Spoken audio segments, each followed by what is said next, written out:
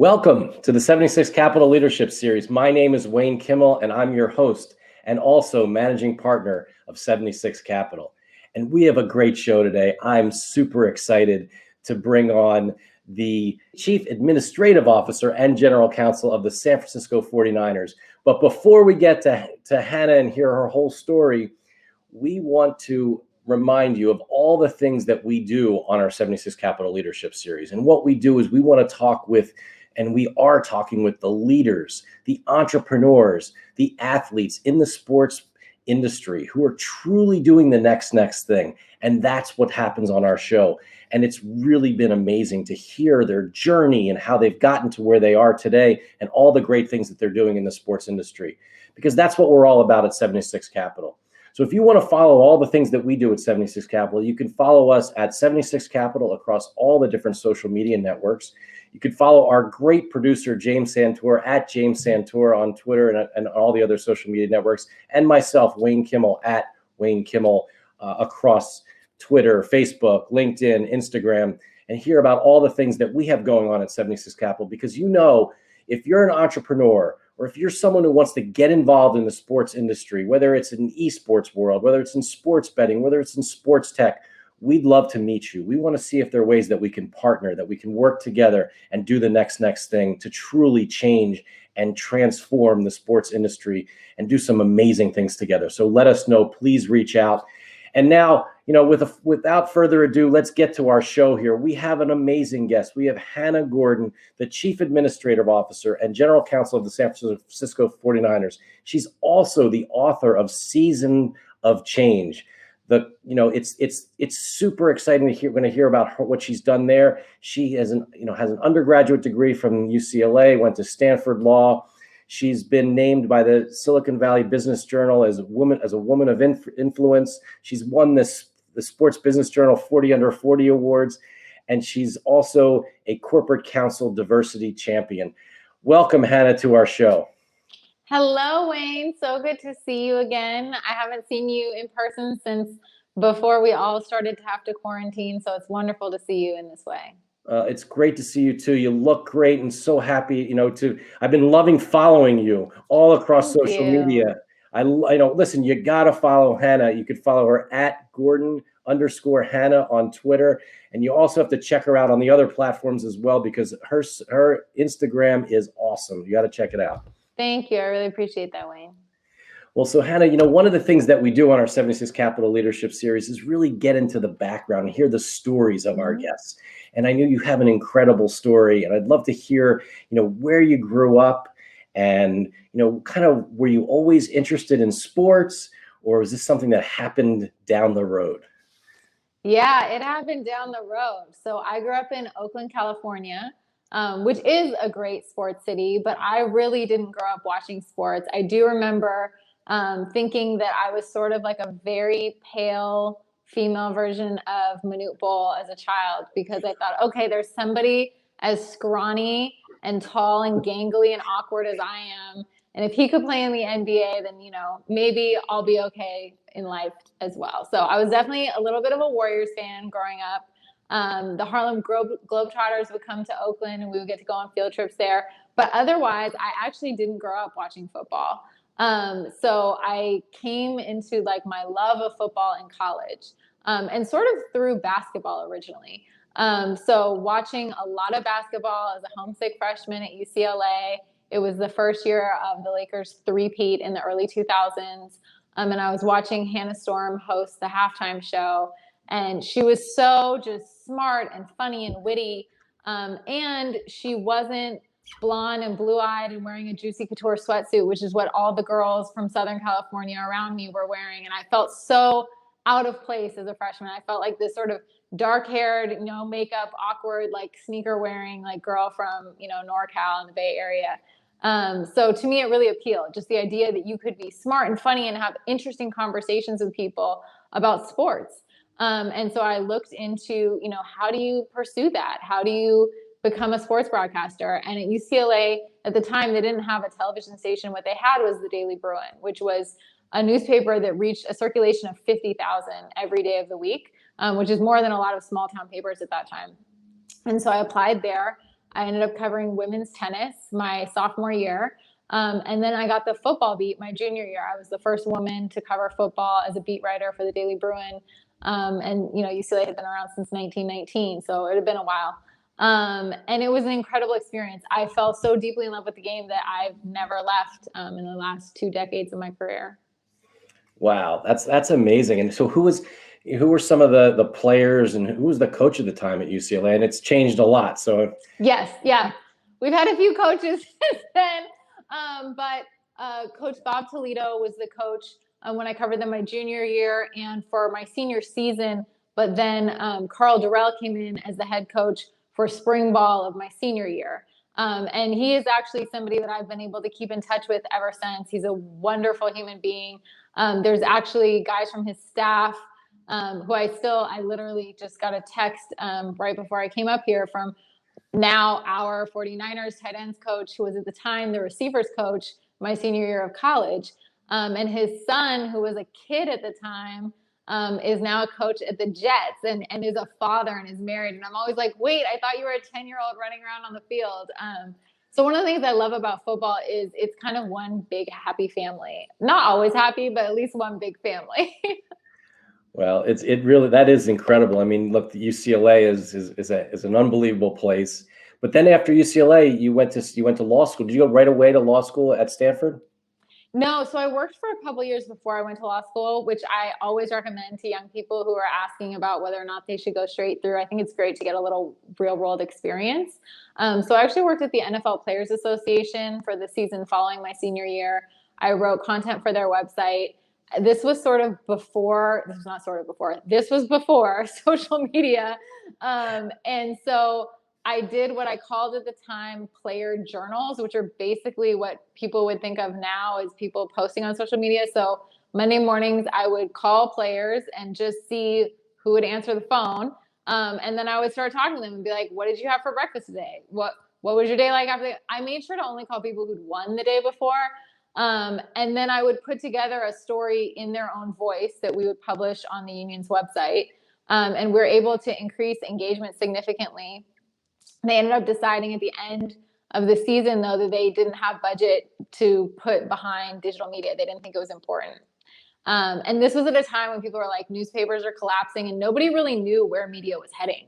And I ended up accepting a job at the University of California at Berkeley, working in their media relations department for football, track, and swimming, and did that for a year. It was a great year to be there because it was Aaron Rodgers' final season at the school. It was also Marshawn Lynch's freshman year.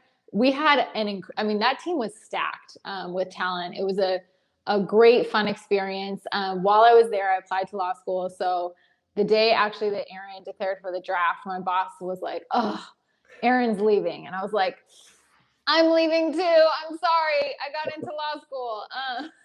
So I went off to Stanford for law school, but in the 6 months in between quitting and starting school, I knew I wanted to have that Jerry Maguire experience of being at a sports agency. So I went to Octagon to do an internship there before law school. And then law school took me to a law firm, to the NFL, and finally to the 49ers. I realize you only asked me about before law school, but giving you a little preview. Well, it's amazing. And it really is. It's such an honor. I'm so happy to have you on our 76 Capital Leadership Series.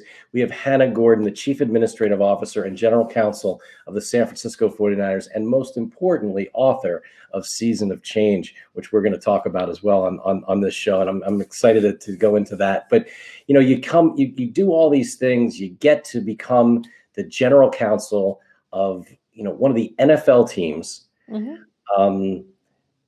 That must have been an unbelievable feeling, but at the same time, probably it was also being one of the few female general counsels. It's a really, really big deal. I mean, do you feel, is that extra pressure or is it extra pride, or how do you feel about that? Oh my God, I think somebody's gonna have to turn that into like pride and pressure instead of like Pride and Prejudice. I like that. That was good. I love alliteration. I think that I feel extremely grateful for my job every single day. I don't forget when this was my dream. Like I'm literally living my dream. This was when I started law school. My goal was to be the general counsel of an NFL team. And people told me, you should try to think of other things you want to be because that is one in 32 jobs in the entire world. So to be sitting here in that seat is really an honor. In terms of being one Can I of the ask you few. something on that? Oh, of course. Mm-hmm. I mean, so that's one of the things that we love to talk about here on the 76 Capital Leadership Series, because a lot of the athletes, the entrepreneurs, executives who get one of the 32 jobs, Mm-hmm. right? Everyone tells you it's impossible. Mm-hmm. Whether it's in many cases, it was their parents, it was their siblings, their friends, their spouse. You'll never get it. Come on, like, it's not going to happen. Like, do something normal. Like, what made you, what was the drive behind that that you said, I'm just going to do this? Like, sorry, I know that everyone thinks I'm crazy, but I'm going. It's going to happen. For me, I think I'm just a very driven person by nature. I'm also the kind of person where if you tell me I can't do something, I'm more likely to feel like now I have to prove you wrong. I have to accomplish it. And I loved the game so much. I loved all of my experiences working in it so much that I didn't want to leave. Like I knew that this was the place that I was happiest, and that where I was happiest is where I would shine the most in my talents, because when we enjoy our work, we are better at it. If no matter how smart you are, if you're doing something that you hate, it's highly unlikely that you're going to be the best. And these are really competitive jobs. And there's no question that there's some element of luck and being in the right place at the right time and things working out. But it's also a lot of hard work. And I think that there is a difference between the people who are really grinding for that dream and people who just say, oh, it would be cool to be the general manager of the Cavaliers or whatever it might be. And then those are the same people who later they're like, oh man, you became the general manager of the Cavaliers. Like, that's so unfair. Like, how'd you get that job? It's like, because that person worked for it year in and year out, every single day, doing the right things. And I think some people, they think it would be cool to have that job. They're not necessarily willing to put in the work. They're not necessarily willing to take that 50% pay cut to work in sports and work their way back up. Well, that's great. I mean, and so you came on as general counsel, and what does that I mean? came in as the director of legal affairs, actually. Okay. So I was promoted to general counsel, but yeah, I came in as the director of legal affairs. But in terms of what a general counsel does, it depends at different teams, because as you well know, every team across professional sports are different, right? It's all dependent on what your structure is, what your ownership is. Most businesses, especially in the NFL, are family-owned businesses. So as you know, any family-owned business is going to differ from the next one.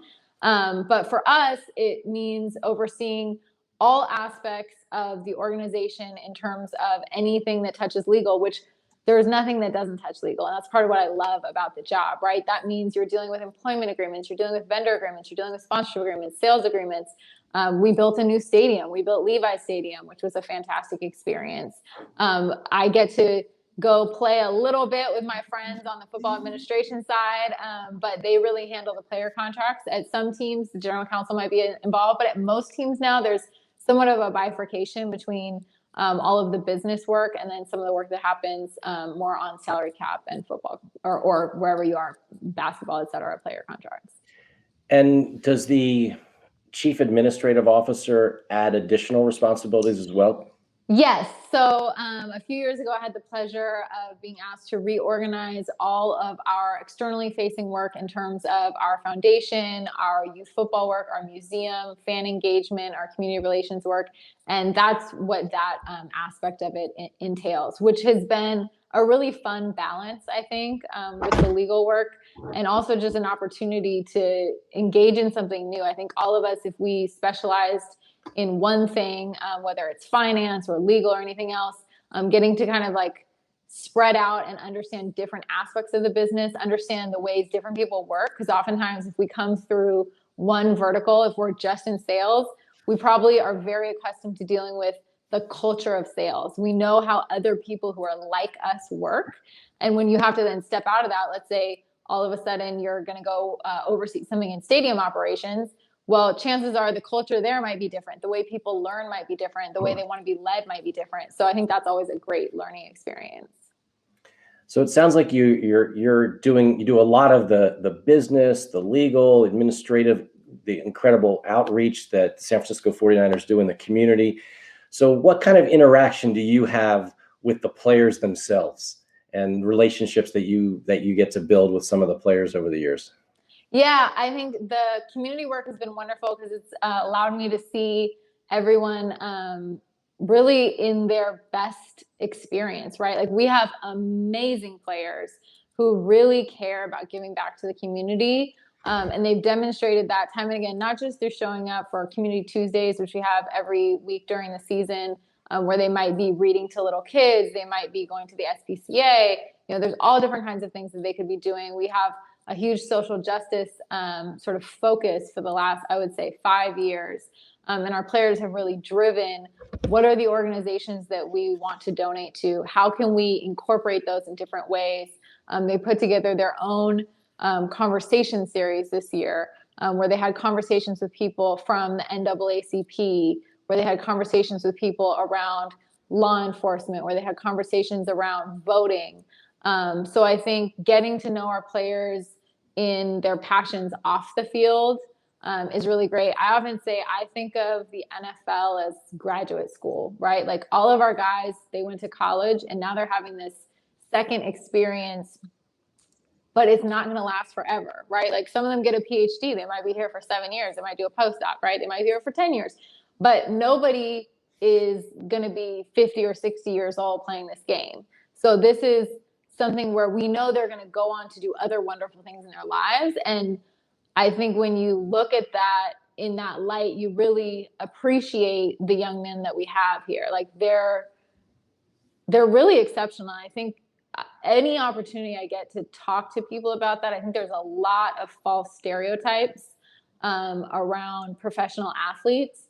And every athlete well, maybe not everyone, but almost everyone I've ever encountered in my professional life these are people who are brilliantly smart, who care about their families, who care about their communities, and who are really engaged in figuring out how to do that. And I think people expect them to behave like they're 45 when they're 25. I think if most people went back to how they behaved when they were 25 and how much they cared about the world and spent time focusing on that, they would realize that these guys are really doing a lot. There's no doubt. I mean, we put, using that P word again, we put a lot of pressure on these athletes, Mm-hmm. right? I mean, to expect them to, at 25 change the world, and we think about when we were 25, and I was just getting out of law school, so yeah, and they we're, are changing the world. You look at what Eric Armstead's doing with his reading program, like these guys are changing the world, and they are 25 years old. It's really impressive. It really is. And, has there been a situation where you've really seen the maturation of an athlete, from the time they signed their first contract with the 49ers to where they are today, or where they were when they ended their career, that you're so proud of seeing how they've really grown? Yeah, actually, Ian Williams. I think there's probably like several guys who would fall in that category. But Ian Williams, who now does broadcast for our local NBC Sports Bay Area, I saw him come in as a rookie. And I think, he and I would both say that was probably not like the most mature moment for him. But to see him grow as a man, to see him become a father and a partner and a professional after his NFL career, I am so proud every time that I see him out there with his microphone on the sideline, because it's really wonderful to see. And again, like that was graduate school, right? Like he came in as a 21-year-old from Notre Dame, and he's only like 30 now. So it's only, the sky is the limit for him and so many other people. Yeah, that's amazing. I mean, and I think that you've also, as an organization, the 49ers you've broken a lot of norms. You've broken different ground. You had, one of the whether I think this was it the first or one of the first female coaches in Katie Sowers, right? I mean, that must be make you feel really good, all the things that you're doing as an organization. Oh, absolutely. I'm very proud to work where I work. The ownership family, the York family that owns the team, they set the tone for what do they want to see out of this team? How do they want it to reflect their values? And I think that's been true for their family for decades. When you look at the influence that Bill Walsh had on the league in terms of creating the Minority Coaching Fellowship, which is now the Diversity Coaching Fellowship for the entire NFL, when you look at the hires that he made, when you look at how he consulted with Dr. Harry Edwards, all those things that may have happened 30 and 40 years ago still influence our culture internally today. And I think that's why you do see the hiring of more women, whether it's in coaching, whether it's our athletic trainer, Laura McCabe, whether it's our scout, Sally Clavel. There's women throughout the organization. And that doesn't mean that we don't have a long way to go, right? Like, I think that we can always recognize our positives, but also everything that we'd like to achieve. But yeah, I think that you want to work somewhere that aligns with your values. And that's certainly something that's very important to me. So I feel very proud of the organization that I work for and the stances that they've taken on issues. It's tremendous. It's tremendous what you've done. And again, it's awesome to have Hannah Gordon on our 76 Capital Leadership Series. She's the Chief Administrative Officer and General Counsel of the San Francisco 49ers. And the 49ers are also known as being one of the most innovative teams in the NFL, as well as across all of professional sports. And certainly we all got to see it when, you from a national perspective, when you hosted the Super Bowl at Levi Stadium, and just all the really cool new things that you've done there, because being kind of located in the heart of Silicon Valley doesn't hurt. But what's that been like, where kind of getting to do things that other teams, and in many cases being a model team for others in the league? Thanks. I appreciate that, because we do place an emphasis on innovation and on reflecting where we are. And I think being in Silicon Valley does help us a lot, just that access to all the companies that are doing this work. When you look at some of our partners like Intel, we were talking about Intel a little earlier before the show, it takes me maybe 4 or 5 minutes to drive from our stadium to their campus. And that means that we have the ability to just engage on that constant level, right? Like, in some ways it can make it very difficult to keep up. When you try to think about keeping up with the Joneses, when you think about recruiting employees and retaining employees, when Google's down the street, when they've practically bought up all of San Jose, when Facebook is 20 minutes up the road, it can be challenging, but it also pushes us. It pushes us to keep up with them. And I think that's a good thing, because traditionally sports has been not at the forefront of most business practices, realistically. And so being in an environment where disruption is not only the norm, but almost like a value, I think that really helps us become one of the most innovative teams, and the resources that we put towards it. So much credit to our president, Al Guido, and then the emphasis he puts on having a strong business strategy and analytics team, where there's some people who are just focused constantly on what do we need to be doing better, what's the next thing, as you would say, Wayne. Well, it's awesome, and that's one of the things that's amazing. I mean, look, you also, as an organization, have a chief investment officer, which is something that is not normal across the rest of sports, and that's great. And we appreciate all the things that you do, from that perspective. Certainly for us at 76 Capital, and being able to move really things forward, and thinking about how you can really use technology and really think innovatively across the sports industry. One of the things that we have to get to is your book over your left shoulder here. I just think, Season of Change. First of all, it is, as an author myself, I just know how hard it is to write a book, how when you're sort of pouring out your heart, your thoughts, your innermost thoughts in many cases. And your book is not only just a book about you, but it's a book that coaches you through these 8 weeks of these vision setting and game planning and endurance and how to win and how to do it authentically. And I'd love to, hear, why did you write this book and kind of got you going down this path? Yeah, when I think about why did I write it, for me, it's the same as like, why did you work in football? And it's like, because that's what I was called to do. Because that's what, lights my heart on fire. Sometimes you just have to do that. And so for me, it wasn't even like a choice. It was more like, oh, this is what I have to do right now. And I know that you as an author, like it, in the beginning, it seems like a great idea. And when you start writing and you're the only one reading it, it's fine.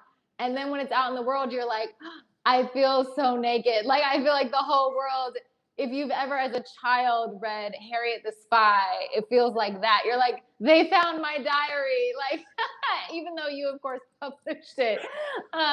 So I think that, you have that experience with it.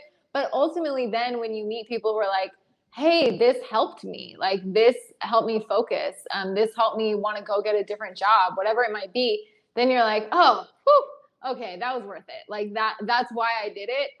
And so it was worth it. So for me, I had met so many people when I was doing keynotes for like, how do I get where you are? How do I do this? And I know as somebody, I enjoy training and coaching, and I enjoy going to inspirational speeches. But I would always find, like, if I go to a TEDx or whatever it might be, I'm inspired, but then I don't necessarily implement it. And that's what the evidence shows us, that when people watch speeches, et cetera, they may think they're going to change something about their behavior, but they usually don't. And the reason is that they don't have a practical tool that they're implementing for long enough time to develop new habits. And so I really wanted people to have something that they could actually use that would actually change their behavior. And so that's why it's structured as an 8-week guided journal. I know the word journal scares a lot of people. And also, let me just say, probably half the people I've met who've used it are men, because the word journal, for whatever reason, has been feminized in our culture over the last like maybe 50 years, even though when you look historically, George Washington and like every other great leader kept a journal. And so I also think it scares people because they think, oh God, there's a blank page staring back at me. So I'm like, I know that was going to scare you. So it's 1 page a day. It's small and it has prompts on it. Like you don't have to do any work. You just give me 10 minutes of your time a day and we're going to get through this together. So that's how it came to be. Well, it's really amazing. I mean, and it's, as you said, it's one of those types of things where you're the one who put it out there, but you're there like, oh my God, it's out there, right? But what you said, I think, which was really, really smart, is the fact that you were able to break it down for your readers. And I think, which is really also interesting, I'd love to hear more about this, is what you're doing on Instagram now, and how you're kind of having these daily chats with the different with all the people that follow you. Yeah, absolutely. So the book is structured into 8 weeks. They build on each other and they're drawn from the life lessons that I've learned from football. So we start with film study and move to vision and then game plan. Then we put together our team, our roster. Then we read our clips. Then we make in-game adjustments. Then we have recovery, which is an important part of any athlete's regimen. And lastly, practice.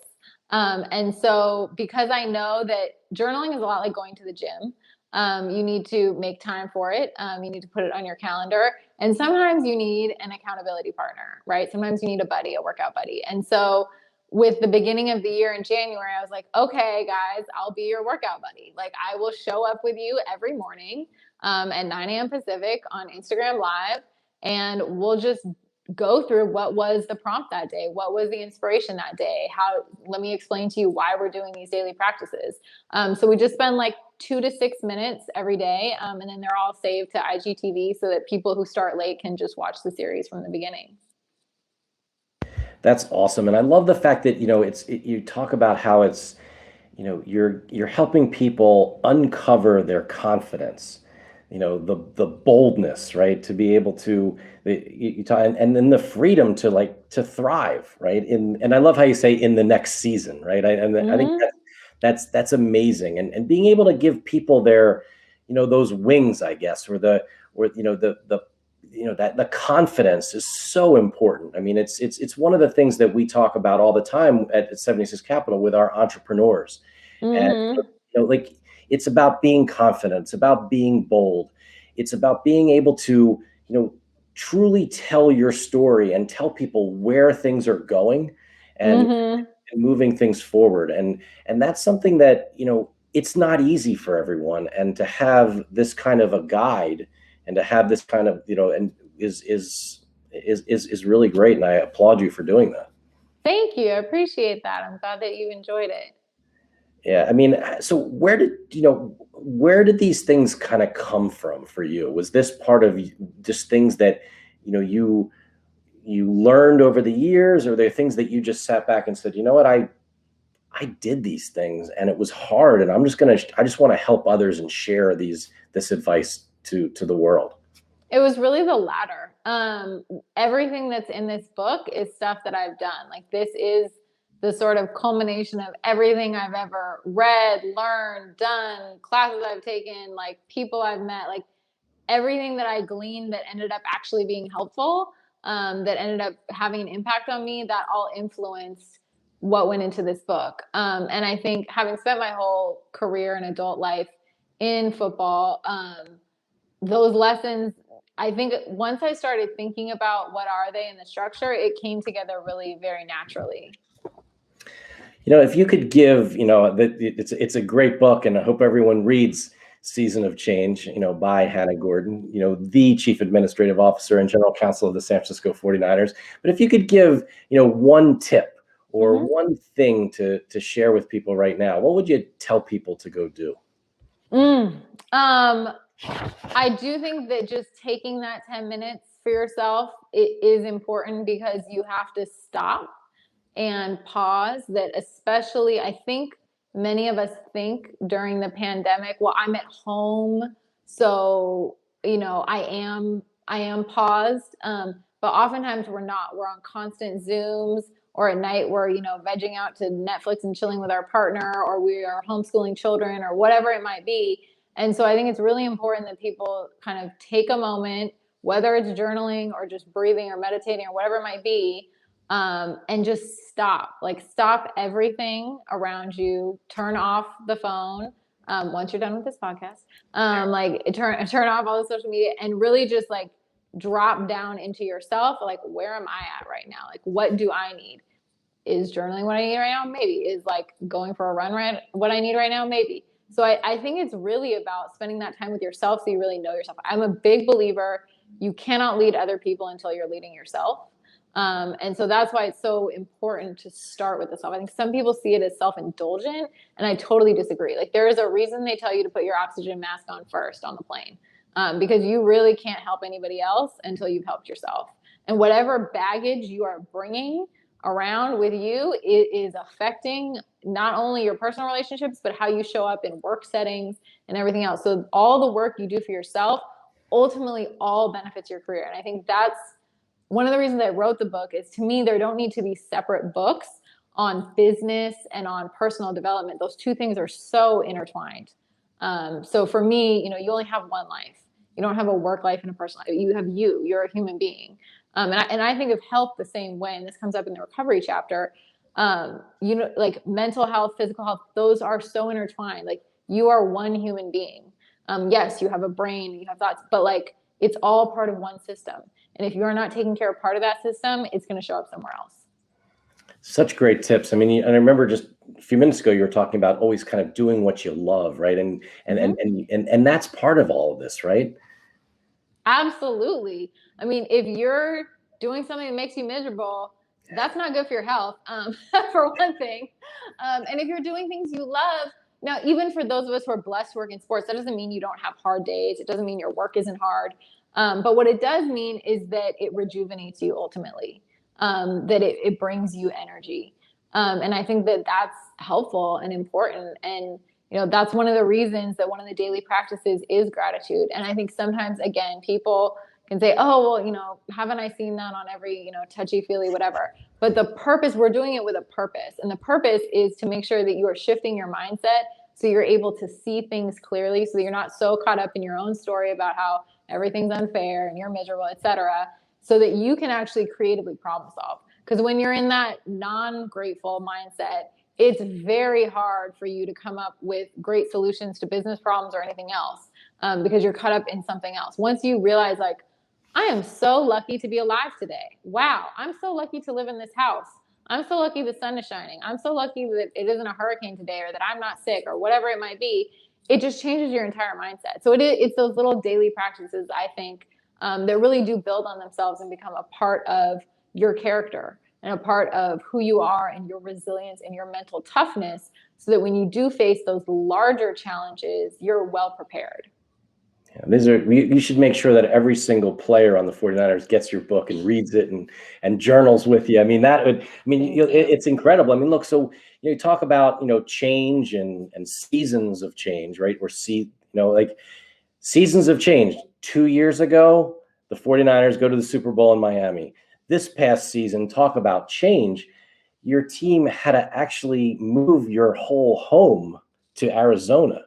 I mean, what was that like? How did that kind of upend everybody? It's hard. And that's one of the things I think that teaches you so many lessons. It's funny, you said 2 years ago I went to Miami. That was only a year ago. It feels like 2 years ago because time, it's 2 seasons. You're absolutely right. It's 2 seasons. But I think one of the things that we've all learned in this pandemic is how relative time is, right? Like everything more than 12 months ago currently feels like about a decade ago, because our lives have changed so dramatically. And I think obviously this last year was hard for everyone for different reasons. And we were no exception. And I think, again, this comes back to gratitude of, was that hard? Absolutely. But what's a lot harder is not being able to say goodbye to your loved one when they're dying of COVID. Like, there were much more real hard things happening in the world to other people. And I think that when you see that and you're able to put everything in perspective, you go, you know what? We'll figure this out. We will find a way through this. Like, there's nothing here that we can't solve or deal with. Yeah, that's such great advice. I mean, again, it's amazing. I mean, as you said, I mean, you go from the top of the world, then it's like, and all of a sudden we're in this crazy, world, which is so scary. People are getting sick, and you just want to, you kind of want to just hide at some point, but you got to move forward. And I think that's one of the things that, the sports has been able to, I think, in many cases, uplift society during this time. Mm-hmm. I want to thank you and all the people within the NFL. The fact that you were able to get through, the season this year, it certainly made us all smile. I mean, you mentioned earlier that most people aren't going to play football in their 50s or 60s, but maybe Tom Brady will. He might. It's unbelievable. I got to get on that vegan diet or whatever he's on. It's really it's unbelievable what's been able to happen. I mean, from internally, I mean, as chief administrative officer and general counsel, I mean, what was it like managing your team and during the pandemic, and even at this point right now, we're still in the middle of it, right? I mean, we're not, hopefully next season everyone will be have vaccines and we're moving forward. But right now, I mean, it's still tough.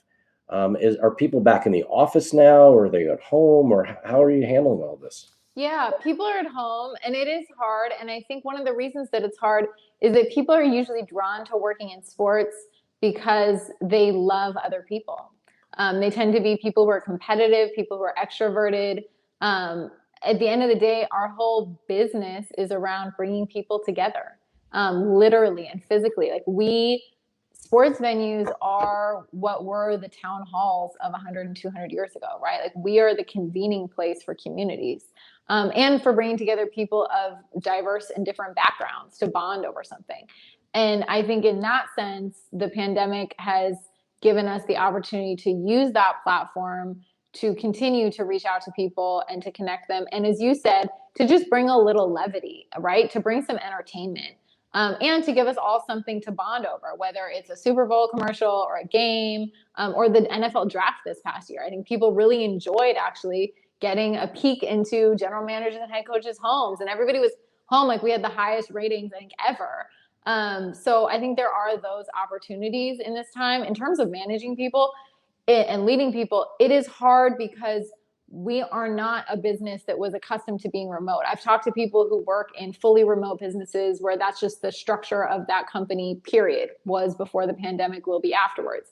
And they're not as affected. I think when you're accustomed to that water cooler talk, to kind of bonding every day at the coffee machine, it's really tough. And people are going through a lot in terms of mental health right now.